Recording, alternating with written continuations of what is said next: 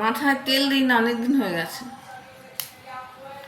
আর মাথাটা খুবই যন্ত্রণা করছে, ঘুম থেকে উঠেছি আর এত যন্ত্রণা করছে মানে বলার মতো নয়। আর বাইরে বৃষ্টিও হচ্ছে।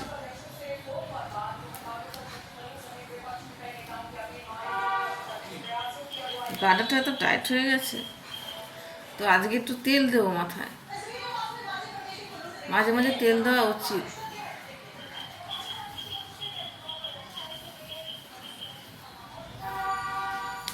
খুবই যন্ত্রণা করছে। আর কালকে সারা রাত বৃষ্টি হয়েছে, আর এখনও সকাল মানে 8টা বাজে, বৃষ্টি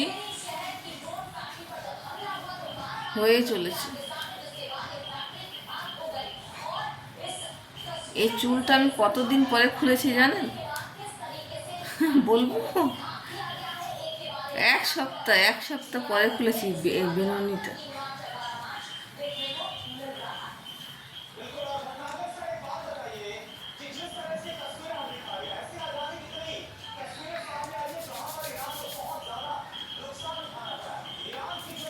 আমার ভেবো না যে চান করা নাই নাকি, চান ফান সবই করেছি, কিন্তু বেনুনি খুলিনি। আর যখন আমি বেরোতাম শুধু চিরুনি দিয়ে সামনাটুকু এরকম করে আছড়ি বেরিয়ে যেতাম।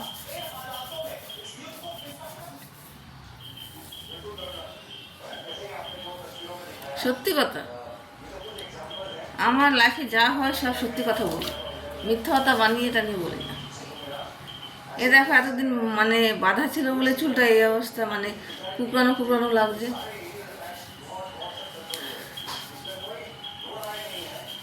একদম টাইট করে বাঁধি না, একটু লুজ করে বাঁধি। বেশি টাইট করে বাঁধলে আবার অসুবিধা হয়।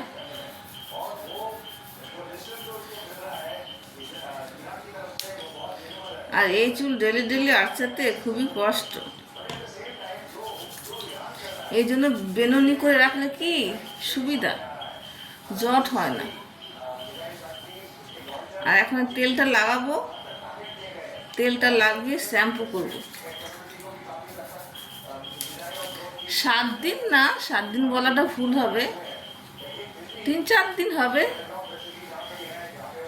3-4 দিন ছিল এরকম বাঁধা। এই যে এখন তেল লাগিয়ে তারপরে বেঁধে রাখবো চুলটা নর্মালভাবে খোপা, তারপরে শ্যাম্পু করে নেব।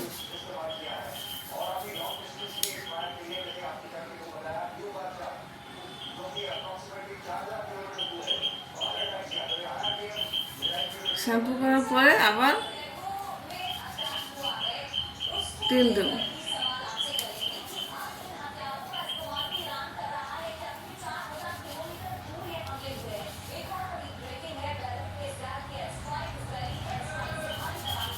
অনেকটা তেল দিলাম।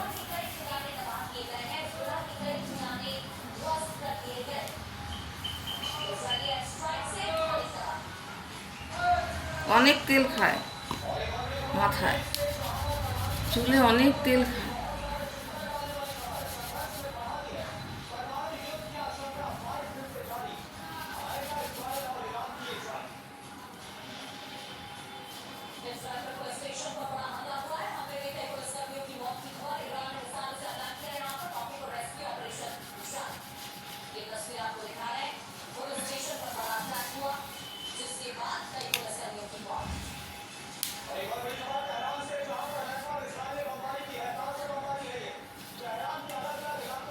তো এটা আঁচড়াতে সুবিধা হয়। দেখো, জট নেই, আঁচড়াবার সময় জট হয় না। বেনুনি করে রাখলে কি হয়, চুলটার জটটা কম হয়, সোজা হয়ে যাচ্ছে। তো চলো আমি চুলটা আঁচড়াতে থাকি। চুল আঁচড়ানোর ভিডিও আর কত লং করব।